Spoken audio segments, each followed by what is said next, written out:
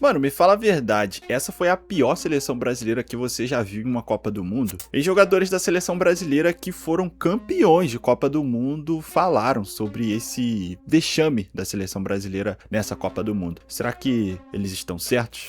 Se eu fosse a CBF, eu mandava ele embora e contratava ou Jorge Jesus ou Guardiola. Já que quer gastar e tem grana para gastar... Paga a multa e... Paga a multa, mas são mais jovens, né? Com exceção do Jorge Jesus, mas Jorge Jesus conhece o futebol brasileiro, é um excelente treinador. Vai assumir Portugal depois entendeu? Da Copa. Bom, eu pegava o Guardiola tá desempregado. Bom, eu espero que a imprensa brasileira, viu, Ale? Pare com essa porra de falar. Os caras se conhecem. A última vez que falou, o Dante conhece o time os alemães. Tomamos 7. Ó, o Haaland conhece bem o Gabriel Magalhães.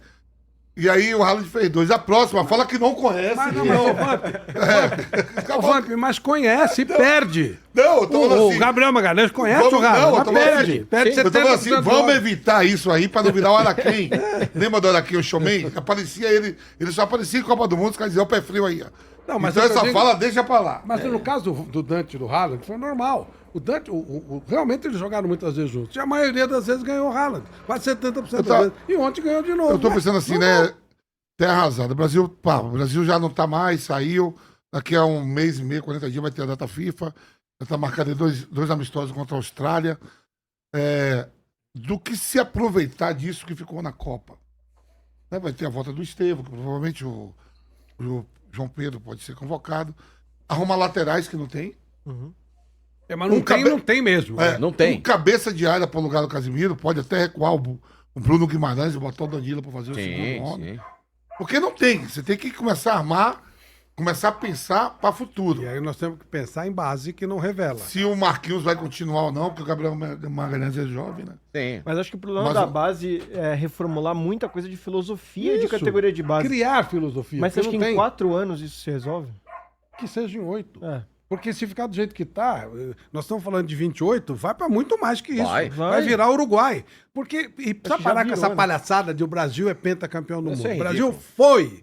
Esses caras não tem nada a ver com isso. Quando o Brasil ganhou, lá com o Vampeta, o mais velho, o Neymar, tinha 10 anos. A maioria não era nem nascido. O Rayan tem 18 anos. Como é que o que mais me irrita, eles batem no escudo. Ó, temos 5 estrelas. Vocês não têm. Eles têm. Mas eles isso é um peso, isso é um puta peso. Claro. Porque o Brasil sai daqui com aquela história, aquela puta arrogância, né? Sim. Pentacampeão. Não é nada de nada. Esses não são nada. Eles não são. E eles não têm culpa se eles deviam usar a favor deles. Não, pera, quem ganhou foram eles. Não tem nada com isso. Os caras compram uma coisa que não é deles. Você não teria colocado o Neymar? Não, naquela situação não. Nem eu. Vou falar por quê. Me desculpe. Quando você bota Hendrick, ele é centroavante. Quando ele coloca ele de ponta, você viu o gol deles, como é que foi? O cara passou por ele. Não estou botando culpa no Hendrick. É a jogada. O cara dibra ele normalmente, toca a bola, o cara cruza, sai o gol. E você comentou comigo, o Haaland ele vem caminhando. É impressionante o gol. É impressionante. Ele vem olhando até atacar a bola. Então o Hendrick não é ponta. O Hendrick não jogou. O Neymar não conseguiu jogar o que a gente esperava.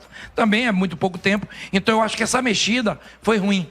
O Hendrick tinha que estar de centroavante. Na verdade, o que mais faltou na seleção brasileira é aquilo que o jogador mais tem que ter, principalmente no jogo decisivo. Atitude. O Brasil não teve atitude. Do Ancelotti eu vou falar um pouco mais tarde, por mais que o esquema que ele montou ontem, não os jogadores dentro de campo, o esquema não é um esquema que tem a cara do futebol brasileiro. A seleção brasileira, que é 5 vezes campeã do mundo, ela não pode deixar uma seleção da Noruega, que é uma boa seleção, ponto, ter 60% a 70% de domínio de bola. Cara, isso não existe. O Brasil tinha que estar atento com esses 3 jogadores, principalmente com o Haaland. Todo mundo sabe que a força do futebol norueguês é o Haaland. A bola não pode chegar para ele. E o que aconteceu? Ele praticamente não foi visto em campo, a não ser nos 2 momentos que ele teve a chance e foi lá e finalizou e botou a bola para dentro. Em nenhum momento eu vi esse time ter 90 minutos de um bom jogo. Nunca. Vamos lá. Início da Copa, Marrocos. Você ficou de boca aberta. Marrocos desanimou você. Desanimou. Ficou 30 minutos na roda, não pode. Você disse, porra, você no outro dia chegou aqui pra mim, Romário e Bebeto, disse, meu Deus do céu, desanimei. Aí a gente vai jogar com o Haiti. Aí você tem uma coisa que você fala que ficou na minha cabeça. Primeiro tempo, 3-0, bem. Segundo tempo, quem foi o melhor jogador em campo? Não pode ser o Alisson. O Haiti foi melhor do que a gente do segundo. Haiti, porra. Ok, aí parte para a Escócia. Primeiro tempo bem, segundo tempo razoável. A Escócia não ficou ali, ganhamos o jogo. Aí tu pega um Japão. Um Japão no primeiro tempo, o esquema dizia de jogo, achou o gol e foi covarde. Um dos times mais covardes foi o do Japão para mim, nessa Copa. Tô te falando, por tudo que eu achava que o Japão poderia ser. Eu vi Zico, todo mundo dando entrevista. Não, a gente tem um time experiente todinho. Pô, o Japão não deu um chute no segundo tempo. Foi covarde. O Brasil massacrou, ganhou e mereceu, porque foi melhor no segundo tempo. Você não vê 2 tempos de jogo contra seleções normais. Aí pega uma Noruega. Boa seleção, ponto, como falou o Romário. Tem nada demais. Tu pega jogadores assim, foda. No último programa aqui, o Romário falou, esse atacante, se botar os 3 maiores do mundo, tem que colocar ele.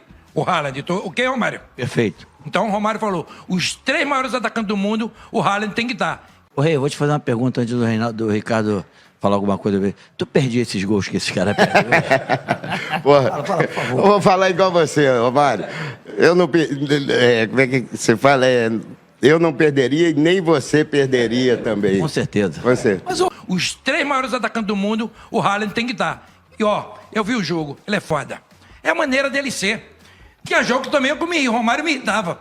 Não pegava na bola. Mas é verdade, ele sabe. Mas ele dava 3 arrancadas e metia os gols, porra.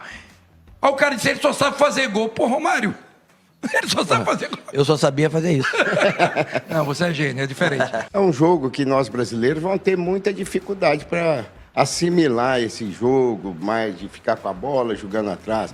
Quer dizer, a gente despreza a escola brasileira, que sempre foi uma escola de atacar, do drible, de fazer um jogo ofensivo, de sempre buscar a vitória, de impor seu jogo.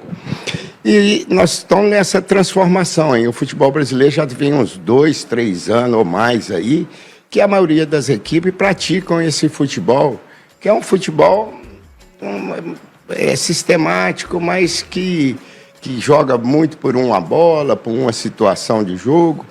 Então, a seleção está jogando dessa maneira e ainda nós não habituamos, não estamos muito ainda acostumados a torcer com o time jogando dessa maneira. E quais são as principais decisões que Carlo Ancelotti precisa tomar urgentemente para o próximo ciclo? É muito fácil hoje nós chegarmos aqui, colocar o dedo na ferida, começar a crucificar os nossos meninos, começar a criticar os nossos meninos. Ah, se eu fizesse isso, se eu fizesse aquilo, se fulano fizesse isso, se ciclano fizesse aquilo. Só para deixar claro, o futebol não aceita si. Não fizemos, esse é um ponto. Pecamos por isso? Talvez tenhamos pecado. Fomos prejudicados por isso? Fomos prejudicados por isso. Mas o mais importante é, esses meninos não entraram dentro de campo para perder, esses meninos não entraram dentro de campo entregando resultado, esses meninos não entraram dentro de campo, eu vou fazer corpo mole, não. Eles entraram para ganhar, entraram para conquistar uma vitória, entraram para ganhar o Hexa. De repente as coisas não saíram da maneira que eles queriam, acabou. Colocamos um ponto final aí. Um ciclo se termina e outro se começa. É o início de uma nova geração, o início de um novo time, de uma nova seleção, de um novo treinador. Nós vamos ter aí agora 4 anos para que nós possamos formar uma seleção, porque nós não tivemos tempo de formar uma seleção. O Ancelotti chegou, pegou tudo na metade do caminho, pegou tipo aí o bonde andando, tentando arrumar uma coisa, arrumar outra, infelizmente não conseguiu. Tá tudo perdido, gente? Não está tudo perdido, gente. Vamos ver o que nós fizemos de positivo até esse momento, até o momento da derrota.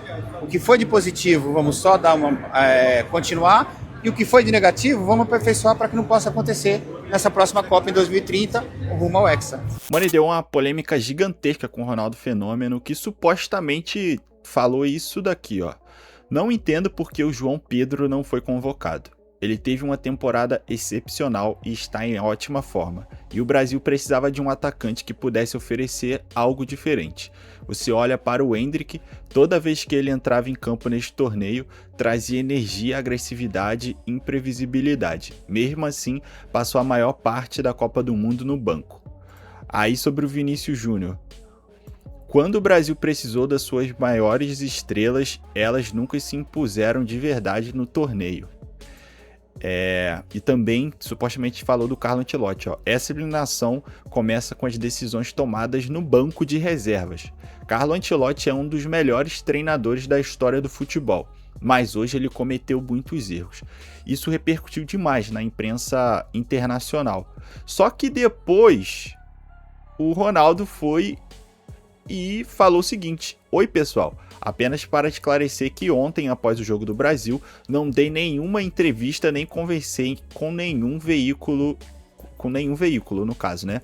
Qualquer declaração circulando na imprensa não passa de fake news. Aí agora fica a minha dúvida, será que ele falou isso com alguém e acabou vazando para a imprensa e ele...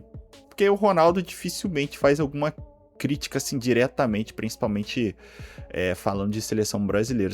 Repara bem nisso que eu tô te falando. E aí depois ele viu a repercussão, né? Viu isso chegando no Carlo Ancelotti, nos jogadores, no Vinícius Júnior, pode ter negado, mano. Bom, isso pode ter acontecido ou realmente alguém inventado essas coisas e colocado o nome dele. Mas por que vai colocar logo o nome do Ronaldo? Porque essas críticas são críticas talvez verdadeiras, né? Que fazem sentido. E alguém que queria fazer essa crítica poderia muito bem fazer, porque você não tá faltando respeito com ninguém nessas críticas que a gente acabou de ver, né? Mas enfim, mano, esse é o mundo do futebol. A gente não vai saber se realmente aconteceu. Mas é isso, mano. Mais um capítulo dessa eliminação vexatória da seleção brasileira na Copa do Mundo.